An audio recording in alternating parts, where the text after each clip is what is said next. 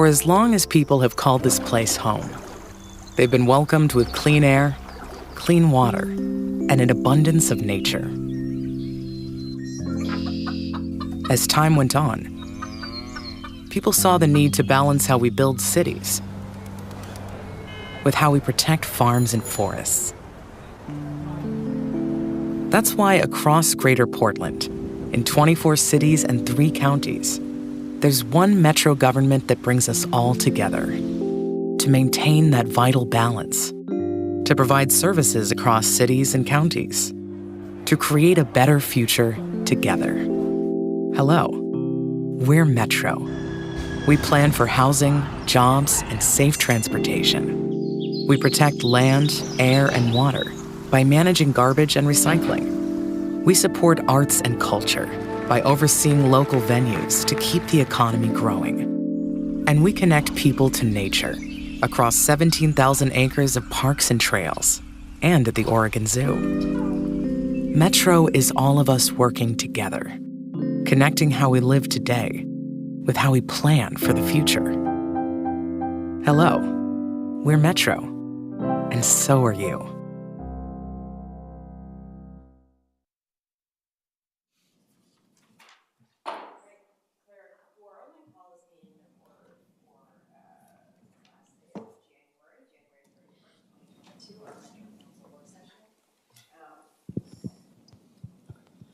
Hello, we're Metro. Declared a quorum, and I call the meeting to order, and I will now ask our clerk Connor to call the roll. Thank you, President Peterson. Councillor Simpson. Present. Councillor Rosenthal. Present. Councillor Lewis. Present. Councillor Gonzalez. Present. Good morning. Good morning. Councillor Wong. Present. Councillor Nolan. Present. And President Peterson. Here. Before we begin our agenda items, can we please play the safety video for our in-person attendees?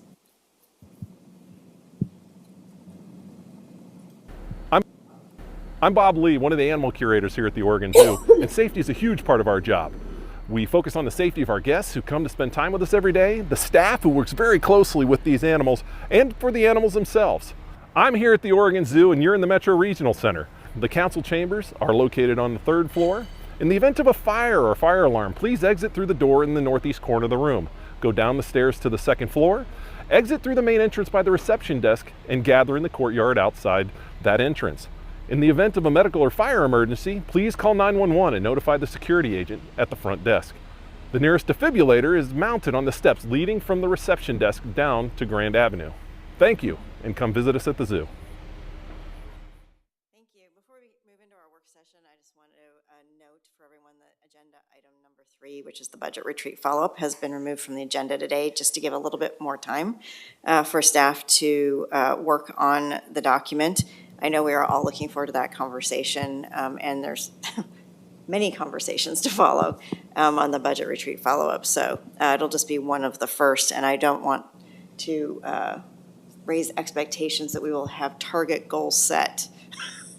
I want to make sure that everybody understands it's the very beginning of the conversation, and it'll be a check-in, correct? I just want to make sure that we're level setting.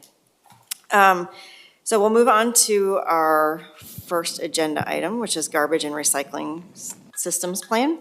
The phase 2 gap analysis summary. Councilors, our first agenda item is a presentation on the results of that phase 2 work. The focus of the presentation is around engagement efforts to identify gaps in the region's reuse, recycling, and garbage system. It's an opportunity for Metro Council to provide feedback on the themes identified through engagement and how we will move forward into phase 3, which includes the technical analysis and scenario development.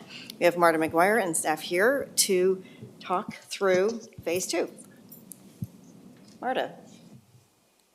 Good morning, Council President Peterson. Let me see if I can turn, oh, there we go, turn this mic on. Councilors, thank you so much for having us here this morning to engage with you on the Garbage and Recycling System Facilities Plan. Again, my name is Marta McGuire, and I use she, her pronouns, and I am the Director of the Waste Prevention and Environmental Services Department. As you know, this plan is the first of its kind for the region. And it's the opportunity for us to evaluate the garbage and recycling system from a more holistic perspective to identify places where people lack facilities, and services, and also provide us with a strategy for modernizing the region's reuse, recycling, and garbage infrastructure. We last engaged with you on the values and outcomes to guide the plan development, and today I'm here with Esty Siegel and Luis Sandoval to share the results of the recent engagements to identify the gaps in the region's infrastructure. So with that, I will go ahead and pull up the slide deck, which is up, and we can go to the first slide. In our presentation today, we're going to provide a brief overview of the projects, its goals, and then share with you what we've accomplished so far in Phase 2. We hope to highlight for you what we heard from the different groups during our engagements and how this will guide us in the next phase of plan development. And we're eager to hear your feedback on these themes, and we'll have time at the end for questions and discussion. So with that, I will turn it over to Esty. Thanks, Marta. Good morning, counselors. My name is Esty Siegel. I use she, her pronouns, and I am a principal planner and the project manager of this system facility plan. So the next slide, please. So the plan will be developed in these 5 phases, and we are currently nearing the completion of Phase 2. As Marta mentioned, we developed values and outcomes in Phase 1 to establish the framework for this project and guide its development and implementation. They were brought to you last spring, and then we refined and finalized them. They can be seen in attachment 2 in your packet. And we're now completing Phase 2, which is what we are here today to talk to you about. The focus was on identifying current and future garbage and recycling facility gaps by engaging with stakeholders and uplifting the needs of historically marginalized voices. So we'd really like to hear your input today on the gaps and themes that we identified in this phase. In the next phase, Phase 3, we will develop a number of scenarios for investments Metro could make to address the identified gaps and modernize infrastructure. The scenarios will help identify the trade-offs of different possible paths forward. We will return to council to review these scenarios in the summer and ask you to select a preferred approach at that time. In Phases 4 and 5, we'll further build out and detail a preferred scenario based on council direction and develop a funding plan to measure, funding plan and metrics to measure success of the plan over time. Council will be asked to endorse the final plan and investment in facilities in Phase 5. Next slide, please. For review, these are the values guiding the plan, and they mirror the 6 values and 3 principles in the 2030 Regional Waste Plan. We added 1 new value, tribal consultation, so that tribal interests and needs can be considered and prioritized in this work. And I'll explain a bit more about this on the next slide. But together, the values and outcomes provide guidance to develop a plan that focuses on reducing the amount of garbage going to the landfill, improves the quality of and access to facilities and services, and keeps services affordable and cost impacts to residents low. So the next slide, please. So separate from the public engagement that we completed in Phase 2, the project team has initiated a process to engage with 7 tribal governments with interests or connections to the Greater Portland area. This type of engagement is unique because it's government-to-government interactions where Metro seeks input on the development and implementation of this plan from tribes as sovereign nations. Engagement with tribal governments will be specific and in some cases exclusive to each tribe's interest and what they're interested in discussing with Metro. So to start this engagement process, Metro Council President Peterson sent letters to the elected leadership of 7 tribes last fall to assess their interest in engaging on this project. To date, 2 tribes have expressed interest in discussing the project further, and 1 has declined due to capacity constraints. One important comment we've heard so far from tribes is that Metro should ensure that this plan has a process that leaves ample time for tribes to be notified and provide input and comment when siting, permitting, or building new facilities that may be part of the future plan implementation. Next slide, please. So last fall, we organized a series of roundtables and meetings with stakeholders to identify the gaps in the garbage and recycling infrastructure that could require a new facility or changes to existing facilities in the region.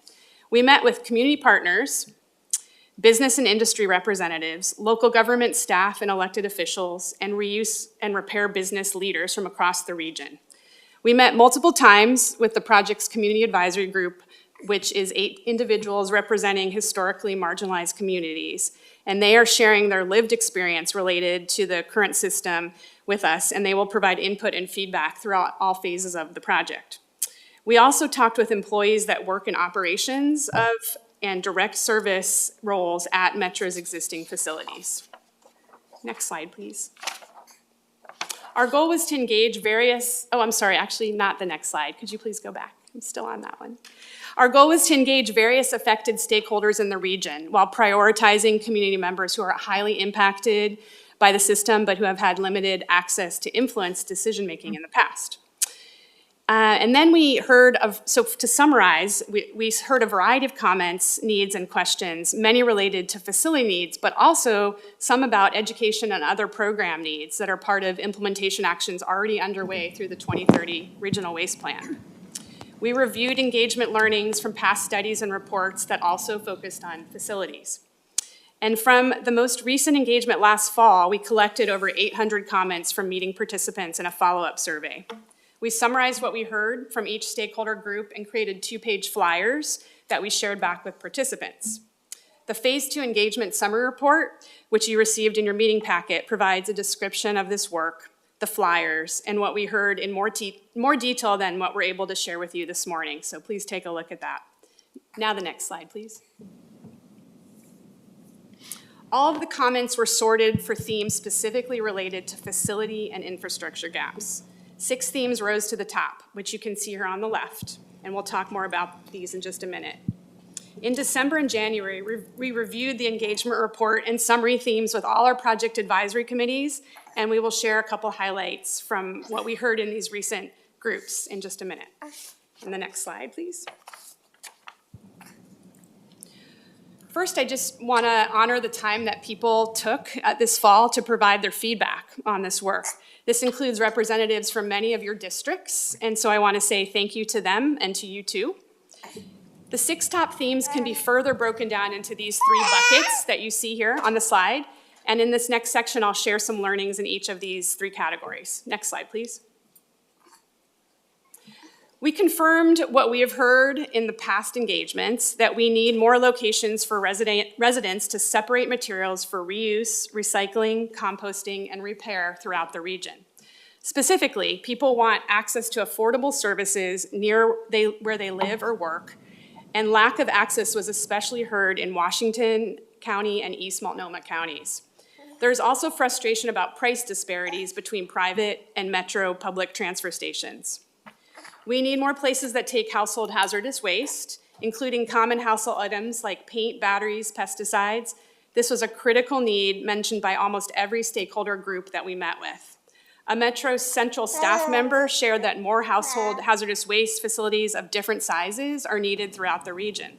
Community advisory group members pointed out that there are equity gaps for historically marginalized communities in accessing self-haul and other special collection services in our region. Dumping of large household items or bulky waste is a problem that could be reduced if we were to increase access to well-distributed facilities that take a range of items that could then be sorted and redistributed.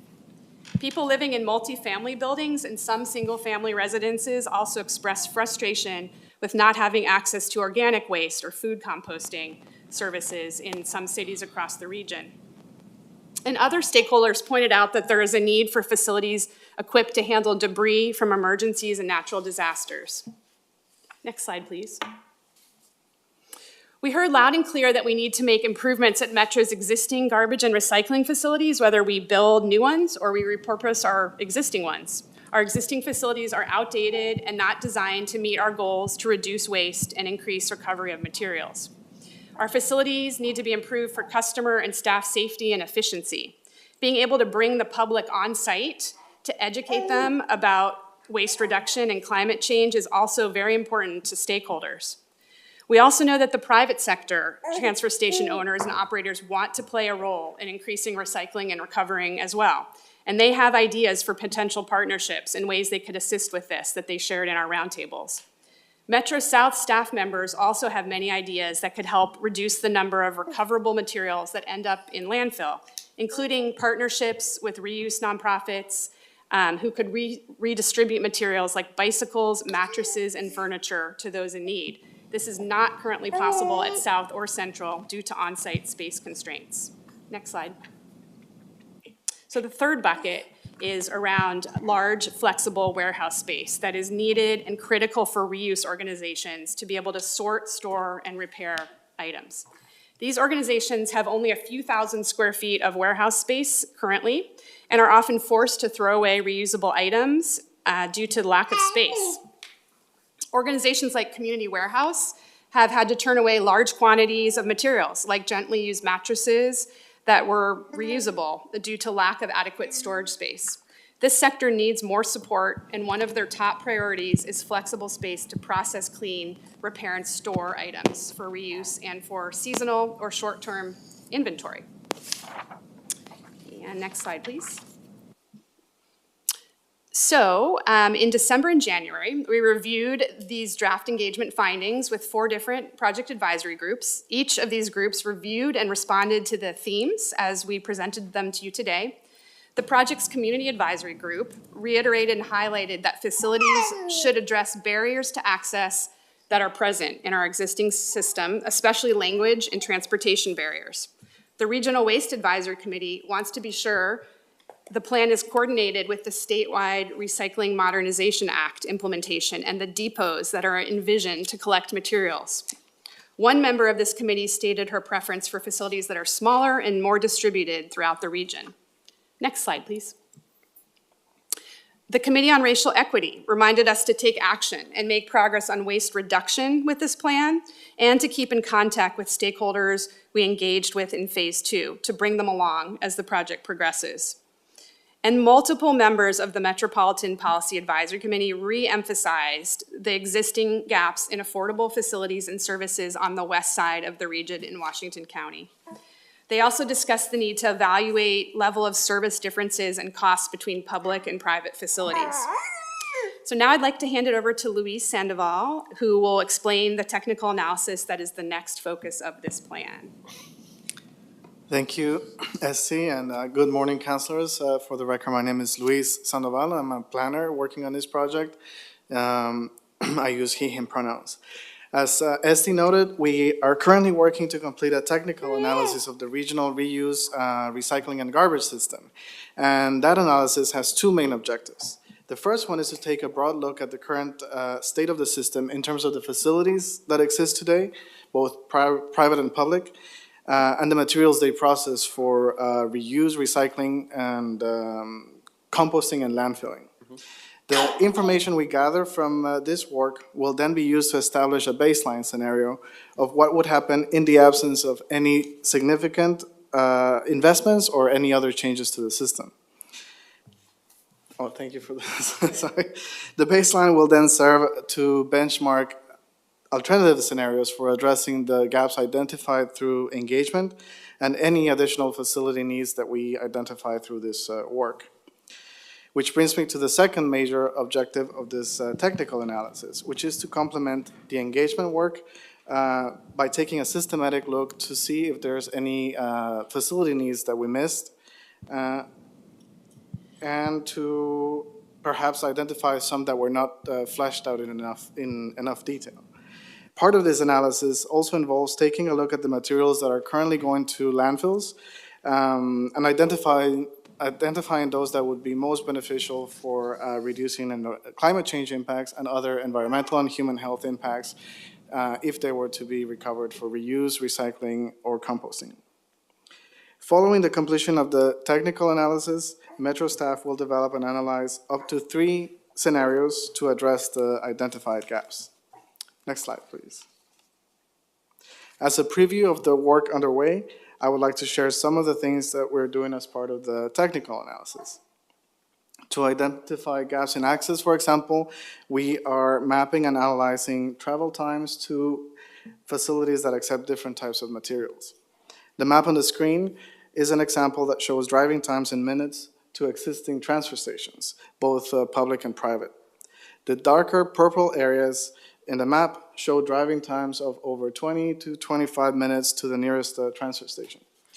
And in particular, areas on the west side of the region around Aloha, Beaverton, and Hillsborough, we see that customers face some of the longest drive times to these facilities. This confirms and expands on what we heard through engagement from local government partners and residents in Washington County, who told us that although a new public facility in Cornelius would benefit the county, it would still be too far away for many residents. In addition to driving times, we're also documenting cost differences between the rates charged at public and private transfer stations for different types of materials. From other travel time maps, we also see gaps in access to self-haul garbage and household hazardous waste services for residents living in many parts of Washington County, from Hillsborough down to Sherwood, as well in East Multnomah County around Gresham and Troutdale. Next slide, please. As part of the technical analysis, we're also looking at other jurisdictions to understand how they are working to reduce the amount of waste going to landfills and recovering more materials through planning and modernizing infrastructure. In King County, Washington, for example, they are working on a plan to build 4 new transfer stations and renovate 3 existing transfer stations since 2010. The county is working towards a zero waste of resources goal by 2030 and an interim goal of 70% landfill diversion.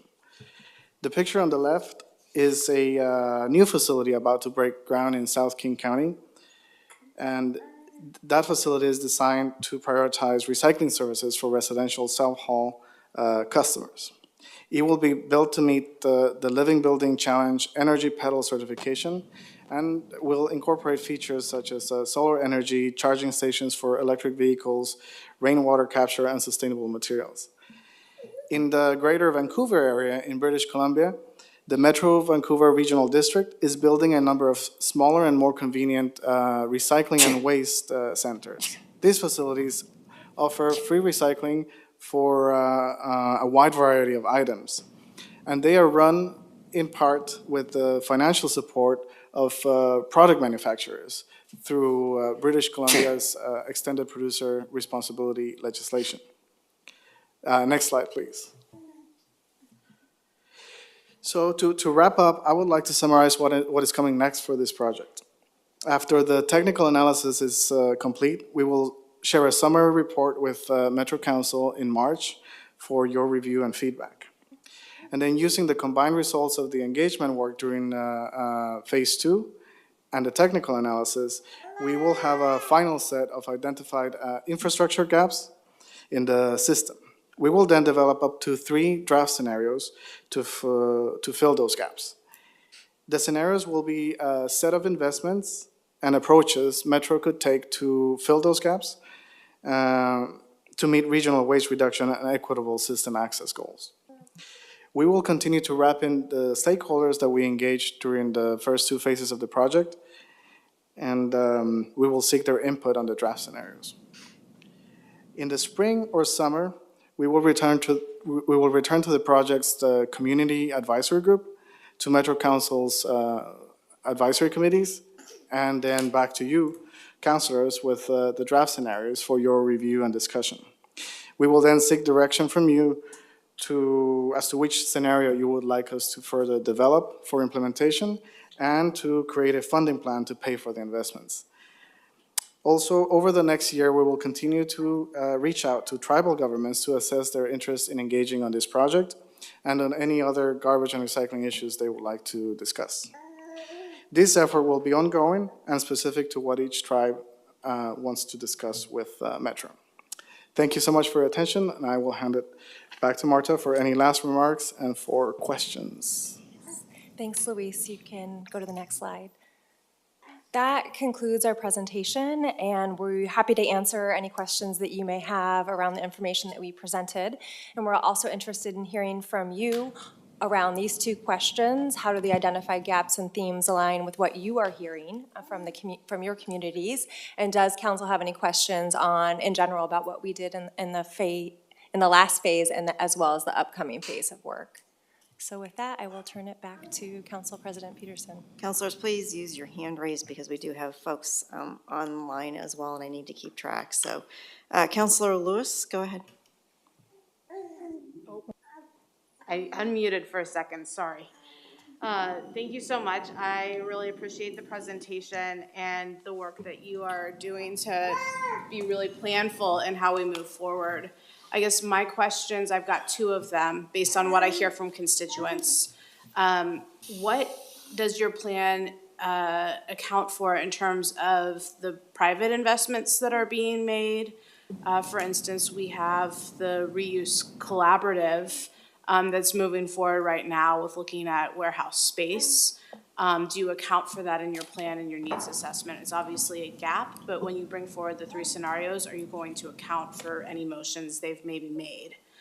And then my second question is around residential service and what changes in residential service, be it the Ridwells of the world, be it increased bulky waste collection and pickup at the residence. How might those pickup changes affect what you've mapped out? And then I guess I have one kind of third clarifying point regarding tribal consultation. I was at AT&I last week and did have a conversation with a member of the Cowlitz tribe. Want to make sure that they're on your list, even though they are not always engaged through Oregon's process. Do you want to take the first one on the private investment? Thank you, Councilor Lewis, for those questions. On the question of the private investments being made by reuse organizations, we are part of the work with engaging that audience is those discussions. And so there's a little bit of an unfortunate situation in that, we're planning this plan, and they are also trying to meet their needs. And so we are in touch with them, and we are even going to some of their Reuse Collaborative meetings to see how can we incorporate the decisions that they need to make right away versus the things that we could collaborate on in the future. And we can't, we've been very clear that we can't, as staff, we can't promise anything, right? I mean, we have to come to you and to propose and to look at the scenarios which they will also review. So that's kind of the state we're in with the reuse organizations. Yeah. I can touch on the second question with regards to the residential services. Out of the regional waste plan, there was a priority around making improvements to service standards, particularly for individuals living in multifamily or in apartment households. So we've actively been working on improvements to those service standards. One component specifically looks at bulky waste. So in the last year, we've kicked off the Bulky Waste Policy Project, which is a partnership project with many of the cities in the region that has a research component looking at different collection models that we could adopt in the region for how to manage bulky waste at the curb. And then the second component of that is piloting those service models. So we're midway through that, and we'll be providing a more detailed update to council in the next 2 months. So there is improvements that will be made in the next year around what level of service is provided curbside. And at the same time, we likely still see a need for addressing bulky waste, particularly as it comes to reuse and what opportunity exists from the facility perspective. So I don't think it's an either or, it's an and, like how will both of these services and facilities work together to address the materials that we have in the region. And then I believe Luis can address the question around the Cowlitz tribe. And I missed the last bit of your question. You I had a conversation with a member of the Cowlitz tribe who was at AT&I, a tribal leadership conference, and it was specific to waste collection and recycling. So are they one of the 7 tribes? Yes. Okay. Yes, good. they are, and they have expressed that interest in discussing increasing recycling services for their particular situation. And so we're looking for ways of what can we do to cooperate or collaborate with them. And so that's one of the tribes. Yes. Great, thank you. Great, we've got, every counselor has their hand raised at this point. So Counselor Nolan, then Huang, then Gonzalez, then Rosenthal, then Simpson. Thank you, Madam President, and thanks for this presentation as well as for the briefing you provided me last week. And during that briefing, we talked a little bit about ways within Metro's authority or within our partnership capacity to achieve some of the outcomes, not so much with spending more money, but with increasing participation in some of the programs that already exist. Can one of you address how your plan will utilize partnerships with local governments to increase access to regular curbside pickup? And also talk about where you see a role for Metro using its authority to require certain activities at the local government level in order to help people get the service they want and participate in the way that most of the region already does. I can start. Thank you for that question. I think within the scenario development, we'll have the opportunity to showcase the different levers that council can incorporate, whether it be an incentive-based or whether it be a regulatory approach. So through those scenarios, we'll be able to illustrate some of those things that you mentioned around partnerships or, regulation around services, if that is helpful. Thank you. Maybe you're not at the point where you have developed more specifics about that. And if that's the case, I'll be interested in following on as you develop those details, but I wanted a little more than just, yes, there's a possibility. Have you explored specific options, or are we too early for that? That's a part of the next phase of work. I see that as a part of the technical analysis that we'll be able to provide more details on those approaches. So at this point, we're at the sort of conceptual level, and we'll be getting into those additional details in that next leg of work. I would offer up also with the Recycling Modernization Act, there's opportunities for local governments to play a role. And so there's discussions around depots with that, and local governments are filling out a needs assessment now around depots. So that's an opportunity that I think we have and others have to play a part in partnering and facility and collection and what's going to be best going into the future. This sounds promising, and I acknowledge the need for incentives as well as regulations. Keep me posted as we develop the details, please. Thank you. Counselor Huang. Great. Thank you, Madam President, and thank you, team. I have seen this presentation now a couple times and getting something new every time, so thank you. I think some questions on just what it might look like to implement some of the recommendations from community engagement. And I saw there was a focus on language and transportation barriers. And what would it mean to address transportation barriers? Is that like folks can't get to transfer stations or events in their neighborhood, or like what would it look like to address that? And then I was also struck by the need for more warehouse space for a lot of our community partners. And I'm wondering if you had a sense of like how much scale that is. Like, is it like one warehouse, like 10,000 square feet, or like, yeah, like if we wanted to address that, like what would be some pathways forward? I can start with the transportation access.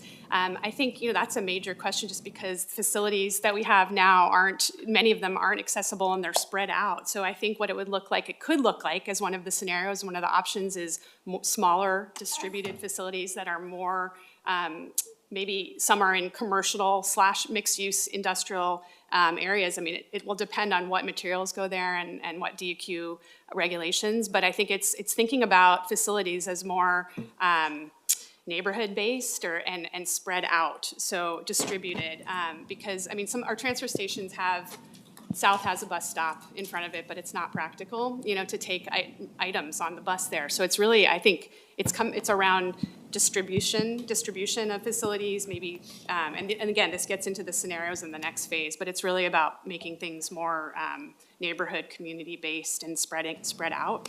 And in terms of language access, that's really when it comes along with when we develop facilities and wayfinding and signage. And there's such great examples around on the West Coast and other places that is really doing, making things easy at these facilities, and planning them from the beginning gives you that opportunity. And the warehouse space. Oh, yeah, the warehouse space. Well, as Luis said, we're in touch with the Reuse Collective, and we know that they put a proposal forward for, I believe it's the Expo Center, and I don't know the square footage. Do you? No. So we don't know the specifics on what they need, but I think it's 20,000, in the range of 10 to 20,000 square feet. And there's models again around that have these large flexible warehouse spaces where items come in, and different organizations can pick and choose the items that they can distribute, and there's even some repair. So, but that's a great question for us to get more specific on next. Thank you. And then for like the geographic distribution or decentralized, is that the best way to go, or are there like partnerships with maybe a collective where they might do more neighborhood days or provide trucking or transportation to a facility? Yeah, that's what we're going to explore and offer up to you all and to the community back in the next couple of months is what are the best ways that we can do that? Where are there partnerships that could fill in, and where are new facilities needed, or where could they be renovated or changed? So. And I would just put a plug for I think the community reuse funds. I've had the blessing to work with a bunch of neighborhood associations and community groups, and they were all super successful. So I wanted to thank you all for having that program. Thanks. Great, thank you. Councilor Gonzalez. Awesome. All right, well, first and foremost, it's great to see this coming back to the council. It's been, I guess you could say fun is the word I'd use to describe watching the different iterations of this plan over the last few years. When the concept was first birthed, it was like, we're looking at some really big high-level concepts, and then this little thing happened where the economy changed for 2 years, and I forget. But anyway, it's been great for me to see our staff be responsive to obviously global market, local communities, feedback from the industry, and also recognizing that there are different ways to leverage opportunities with this plan. And so I'm seeing those things trickle through, and it's really great because to me it shows that our direction is more informed, more robust, and more resilient. And so really looking forward to some of those more concrete things that we'll see in early summer, like you mentioned. I'm also trying to think of what else I can add that hasn't already been said, because there's been some really good conversation in the council over the last few months on this. I really particularly appreciate the comment about a neighborhood approach that you just mentioned. When we released the first kind of the phase concept of things that we wanted to do, I heard really clearly, and I'm sure others have heard, that certain priorities, they felt like they weren't in the right place in terms of capacity for tonnage, or all those things, right? And I've been thinking about, well, what is the community, we go on and listen to the community, and what is the community telling us they need, and what can we fit, right? And I see the residential self-haul of hard-to-recycle materials, that example from King County, super interesting. The opportunity to work on synergies with either the Ridwell or the Recycle Plus in Washington County. We have the commercial food scraps program, as you mentioned. And there's just, I just feel like there are some really kind of, some good opportunities without going the full 9 yards, I guess we could say. Recognizing that, for the capital investment for our assets is gonna be really important, and it's not just the west side, it's the south and all that. So, yeah, I think that's really top of mind. What's really top of mind for me right now too is just, value to the taxpayer as well. That's just feels really, I feel like we're getting a lot of really strong feedback too from communities around like we need value, we need efficiency. And so, what else? I had another point and it's escaping me, but I'll just go to wrap up. And I appreciate the work. I hope we can find some good opportunities. I'm really looking forward to the recommendations. I see you working very, very hard on this plan and that it's very important to the department. And just know that you have champions and sponsors on the council that want to support. I get a lot of questions about the Cornelius site, as you could probably imagine. Hey, when is Metro going to do this? And I'm curious to hear what we can expect for that site, especially with the map and the travel times. And, it's just really important for us to make data-driven decisions as well, to working with communities. So anyway, there's all those things. And then I think about, the shortage of sites for us to do this work is a huge thing. So no easy answers, but there's a willingness to leave no stone unturned, at least by me. So thank you. No question. Awesome, thank you. Councilor Rosenthal. Thank you, Madam Chair. Not close enough. It's complicated. I realize there's been a lot of stuff. It's a complicated process. First, I want to thank our staff for working with one of my cities, City of Wilsonville. They're coming up, finally identified a site for a household hazardous waste haul. It's interestingly enough, it's a site that's owned by TriMet but run by SMART. But everybody seems to be pretty happy with that. Just had a meeting with them yesterday, which I'll mention later. So I want to thank you for working with the City of Wilsonville. My district is largely not a desert, but I do notice that there are two, what you might call waste access deserts. And one is the sort of the Beaverton area, the Beaverton-Aloha area, and the other one is in Selwood. And so I think, it would be nice to see perhaps a map showing what happens if you project putting certain kinds of facilities in certain cases and see what's the best way to reduce the color purple. I mean, I like purple, but sometimes purple is not a good thing. In your maps, it's not a particularly good thing. So that's one question. Another point, I mean, actually, I have quite a few questions, probably more than we can cover here.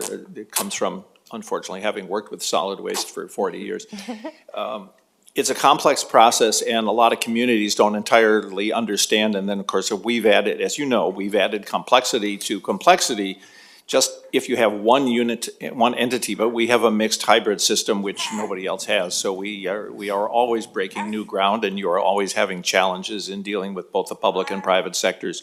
So I understand that. I would like to see, I wish we had some specific values and outcomes. We have some nice values and outcomes. Personally, I would like to see values and outcomes, one that says reduce, minimize the travel time that anybody has to take to get to some solid waste facilities, and the other one to be reduce the per capita generation of waste overall by X% within 5 or 10 years, because these are, climate smart kinds of things. I mean, at some point, I would hope we could add those to our values and outcomes in a specific sense. My questions are, first of all, I'm assuming when we ask people about the 6 ways we talked about that you have listed, which we probably could have listed presumptively, a year ago, but did we ask the communities how and where they thought that we should address these? In other words, where we should have self-haul things, where we should have mattress pickups, et cetera, et cetera. In other words, did we ask them for specifics on that? And did we specifically ask all the people or all the groups that have gotten our I&I grants of these questions? Did we interact with all of them? It seemed that they would have a lot of expertise in this regard. So that's one question. And then, obviously, the biggest question that I hear, I mean, like I said, I'm not in the highly purple area. The biggest question is, if we put in a MRF facility, a full-scale facility, how is that going to affect waste allocations and the profitability of the private haulers, particularly the big three, as everybody knows? That's the question I hear from the cities, because they're concerned that rates are going to go up. And so that's a question that's going to have to be addressed, and I know you're on it, and we don't have all the answers for that yet. And then one final question, which came up the other day, is my understanding is that the Covanta facility, which receives medical waste, is not regulated according to medical waste emissions criteria. So the question is, do we have a greater responsibility for a better disposition of medical and hazardous biogenic wastes than we currently are doing? There's some concern about the emissions levels that doesn't meet federal standards, because it's, my understanding, it's licensed just as a municipal incinerator. So I'm just wondering if, since we are the largest generator regionally of medical waste, do we have a responsibility in that regard? And is this something we've looked at? Thank you. Well, I can speak to the first two a bit. We did not ask specifically, for specific locations. We kept it open-ended, and we heard a lot about specific locations. Okay. And so that's where this Washington County, west of the region, and far east of the region, is where there really lack of locations that people can bring items to. And so but we didn't ask where, should these go. We could possibly weave some of that into the next phase and as we craft scenarios. But I think we really wanted to we sort of talked open-ended and then categorized comments into the themes that you see before you, and did hear a lot about locations, but in that asking. The I&I grantees, we did not specifically survey, but we do have the coordinator, Suzanne, on our, working with us on the project, and so she's weaving in some of the outcomes, but it's a good idea to speak specifically with them. I'm going to turn to Yes, and so your latter two questions, one with regards to rates and the wet waste allocation and how we allocate tonnage within the region, I think those are both levers that we'll explore as a part of the scenarios development. So we don't have those details yet, but those are levers that the council has that can impact both costs within the region and how we manage those resources. The third question. I just want to clarify, I don't expect you to have that answer at this point in time. I'm just letting you know that what I hear from my city mayors all the time. So just passing it on. Absolutely, and it came up during our conversation with the Metro Policy Advisory Committee as well. And then the last question around the regulation of medical and household hazardous waste, that's something that I can get back to you on after speaking with our regulatory affairs team. Okay, thank you. Yeah. Great, thanks. Councilor Simpson. Thank you, President Peterson. Thank you, Marta and the team, for that information, and I thank you for getting me up to speed around all things trash these past couple of weeks, so thank you. I have a couple of questions, well, a few questions. And you brought up workforce development. That is something that is super important in my district right now for a lot of folks. But in this phase 2, did you identify what positions or shortages are needed in terms of jobs, and was time and training also baked into a little bit of that conversation? And possibly what's an estimate of how many jobs will be created through this process? And as well as I have a more of a local question, and it's how many gaps or barriers have been identified by our local and small haulers, and how will that reflect in phase 3?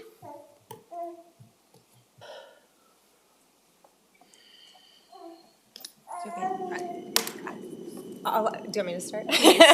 With regards to the jobs question, that wasn't something that we specifically looked at this phase. As Esty mentioned, this was an opportunity for us to gather information around gaps. We could look at adding a jobs lens to the technical analysis. I think that's a really interesting idea and something that we hadn't considered as a factor. But hearing council's conversations around priorities for job creation and shared prosperity, I think that makes a lot of sense. So that's something that we could look at as we identify facility needs, what comes with that in terms of jobs. And so that's a factor that we could add to the technical analysis. And then the last question. I can, yeah. I can talk, I don't, yeah. So there's a flyer that summarizes the gaps for the private business and industry roundtable participants. But, so we did have a few on that roundtable of representing small haulers. And I would say we heard really that haulers want to do more with reuse and recycling and be able to take materials to the right places, but sometimes they don't know where to take them. Some privately owned facilities don't have space constraints to be able to take, to add more services on site at their locations. So we did hear some good input from small haulers and collectors, and I would point you towards that two-page summary for the business industry for more. Thank you. Yeah, sure. Great. Oh, go ahead. I just wanted to add on the jobs issue you raised. We do have part of the outcomes of the project relate to creating jobs with living wages and good benefits, which is part of the 2030 regional waste plan. So I am happy that you brought it up, and it is a consideration of the alternatives in the scenarios, because when, that's where we will see some of the trade-offs. When Metro builds and operates transfer stations, then we have more control over those factors versus when we do it in another way, right? And so those will be part of the trade-offs that we will see, likely to see in the scenarios. And I'm making a note that we will try to add the jobs dimension to the baseline scenario so that we can compare the impacts. It is a little challenging to get full information for the whole system, but we have existing information, and I think we will incorporate that. Thank you. Thank you so Great. much. Thank you. I've heard a lot of new performance metrics around the table, not to go back. I guess I'd like to just rise back above on process. This is a great phase two. And we talked about scenario development a little bit. One, I would just say before you go delving deep into any of the scenarios, it'd be nice to get an overview of what those proposed scenarios are before a whole lot of analysis goes into them, whether they're even something that anybody wants to push or think about and maybe create a combination or hybrid. And then just going back to the reason we delved into this whole process was to make sure that we understood the impact to rates, to the end users. So when we talk about developing 3 scenarios, choosing one and then doing financial impact on it, I feel like we're missing a key performance metric for the 3 scenarios. And that's how does it impact rates in the end? Because each one of the scenarios will have different impacts, and if that's part of the performance metrics, and the whole reason we came back around, how are we going to weave these things together? So that's what I had heard, maybe Yeah, there's just to more correct- information. Yeah, Okay. there is a little bit more. We do expect to have some cost estimates done on the 3 scenarios. I mean, they're at a rather high level. It's going to be hard to get into too much detail, but I think we'll have ranges because we're working with one of our sub-consultants. So that is part of phase 3 and what we will bring to you. So that's one of the trade-offs that we see. Great, much appreciated. All right, any other questions, comments, council? hands back up. We already went around once. Counselor Gonzalez, then Counselor Rosenthal. I think that was an accident. I think it was an accident. Oh. I don't mean to raise my hand. Accidental hand raise. Sorry about that. Counselor Rosenthal. I have what I think might be a more fun question. I was watching a show the other night, and it has to do with technology. As you know, best available technologies, you see these robotic arms now with artificial intelligence and new level high-intensity optical scanners that provide sorting things. How do we keep up, or how do we assess, emerging technologies in terms of this? Because it seems like some of these provide some opportunities, particularly in the realm of plastics and possibly in terms of textiles and stuff like that. It would be nice to be on that crew that is evaluating emerging technologies and talking to the purveyors, but I'm just wondering what we do in that regard. Well, I can mention that this specifically in the space of robotic sorting technologies, that is something that is exciting to see the Recycling Modernization Act, because it will bring funding from product manufacturers specifically for the MRF sector, the material recovery facilities, and some of them are already implementing some of those sorting technologies. One of the main companies that produces that technology is in Eugene, based in Eugene, and I believe some of them have installed those sorters with I&I grants, but we can expect more, in theory, from the Recycling Modernization Act for that specific sector. To address other emerging technologies, that is a very good question that I think it's more like a department-wide question. How as we as a department survey and analyze the emerging technologies? Yeah, it seems that we might get some of the private haulers may have technologies and they might propose it, and then we're going to be forced to say, oh, that works or that doesn't work. I mean, I toured the facility down in Toledo and their steam-controlled sort of thing. I'm, moderately impressed, but I think that was one that we looked at earlier on and then decided we wasn't quite ready for prime time yet. But other ones may emerge. Seeing no other hands raised, I think we're done. Again, thank you to the entire team that's worked on this, and the responsiveness, again, as Councilor Gonzalez pointed out, to not only big policy issues, but just the basic of, how do we actually implement a 2030 waste plan when you've got big ideas and then you have to start prioritizing them. So thank you so much for that. All right, we'll move on to our Chief Operating Officer Communication, Marisa. Thank you, President Peterson. Good morning, everyone. Just one update for you today. As you know, I think Greater Portland Inc. organizes a series of best practices trips around the world. I know some of you have attended in the past, and I had the pleasure of joining the trip to Nashville last year. These trips are focused on uniting leaders across public, private, and educational sectors and sharing best practices in all of those sectors. So we're very excited to share that Metro is working with Randy Miller and Greater Portland Inc. to put on one of their best practice summits right here in the Greater Portland area. Over 3 days, the attendees will explore best practices of cities and jurisdictions here at home and hear from community leaders and city officials from Vancouver, Wilsonville, Oregon City, Hillsborough, Gresham, and Portland. As part of that, Metro will be hosting a dinner at the Oregon Convention Center on February 16th, which will be an opportunity to show off that space and service while promoting some of the incredible work that's being done across our organization.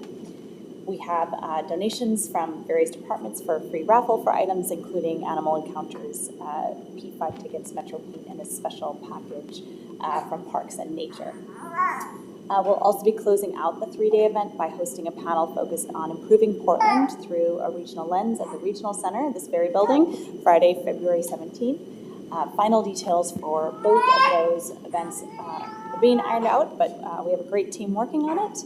And we're looking forward to seizing this valuable relationship building opportunity with our partners across the region. So later this week, we'll be sending out calendar holds. So just be looking out for those. And that's all I have for you. Thank you. Awesome. Thank you so much for working on that as well. It is an awesome opportunity, especially as one of the people who has gone on those trips and said, we've got a lot going on at home. Y'all should know about. Exactly. So thank you. Counselor Communications. Counselor Rosenthal, Madam Gonzalez, Chair. and then Simpson.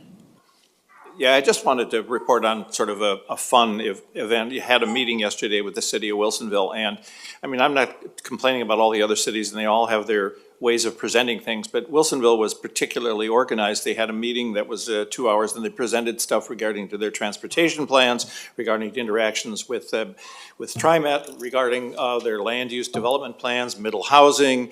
They presented all their RTP goals for the coming future, and then they also, as I mentioned before, complimented Metro on working with them for a hazardous waste facilities plan. It was really, boy, it was amazing to see and really quite pleasant to have them so organized and presenting me with all the handout materials that I possibly could use. So I just want to mention that, and kudos to Wilsonville. Thank you. Counselor Gonzalez. Yeah, excellent. So in an incredible turn of events with Council Creek, which is a multi-use path that multiple governments are working on to complete from downtown Hillsborough to downtown Forest Grove. The railroad filed for abandonment, and yesterday the Surface Transportation Board filed a notice to complete it, which is, you know, you hear horror stories of 10 years, 15 years, 5 years, I mean, who knows? But it's like all going according to plan. And it's amazing. So just really good news for that project, for all the resources and the time that's been committed to it. And I'm really thrilled to hopefully cut some ribbons soon. I don't know. Nice. Yeah. Congrats. Counselor Simpson. Thank you, Madam President. I wanted to take a moment to thank my council, fellow councilors, Marisa and the staff, for the response to Tyree Nichols' murder this past weekend. It was hard on a lot of us in the community, and you know, it's not the first time it's happened, and it's not going to be the last time. But I do want to say I appreciate my brothers and sisters here with me for standing in solidarity and doing outreach with the community. With that said, at noon today at the OCC, there'll be a prayer vigil for him with the NAACP and a few other pastors, and I encourage us all to go. And I also don't want us to lose sight of what's happening here at home. We're losing a black and a brown body just about every day on the streets. A good friend of mine lost his brother Thursday, so thank you. Thank you, Counselor Simpson, for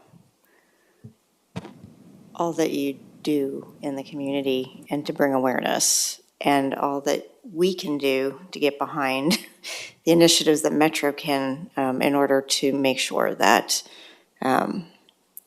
people are safe, both in their livelihood and in their homes. So thank you. Thank you, ma'am.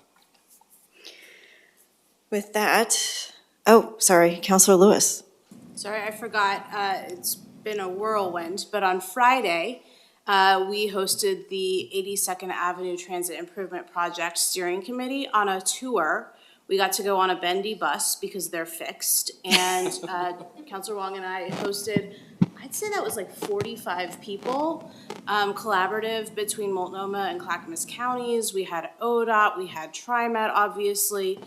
We had really good participation from our community members as well, including Oregon Walks and Clackamas Service Center. And we did the whole corridor. We saw 3 of the possible terminuses in the north. And it was back to a good transportation meeting because we had tiny cheeses and oranges as snacks. So thank you to the staff of all the agencies who planned it. Thank you to TriMet for getting us the bus, and just really good step forward for that project. Great. Seeing no other hands raised and no further discussion, the council work session is adjourned. I'm going to do this just because I have it. Our next regular meeting is scheduled for February 2nd at 10:30 a.m. Thank you all.